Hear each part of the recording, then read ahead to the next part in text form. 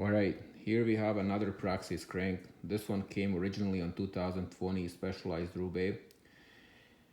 It's not that bad looking, but I really don't like it, so I end up going with a carbon edition one that they sell, their top of the line model. This is their cheapest one they sell in their lineup, and you can see here this one is 50 by 34.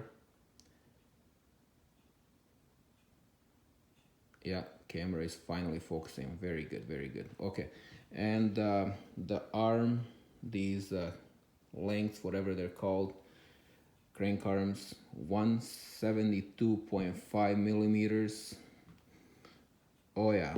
Okay, let's see what these bad boys weigh in. First,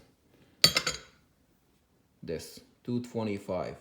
Okay, now we're gonna put this on. 553, and okay, everything together on 779 grams. On their website, this is advertised as 800 plus minus, so one thing is for sure, it weighs less, which is good.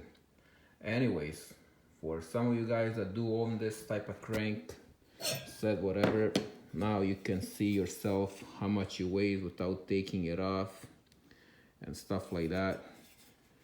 So yeah, can't wait to put my other crank on, and this one will go for sale, so check out the Facebook market. Okay.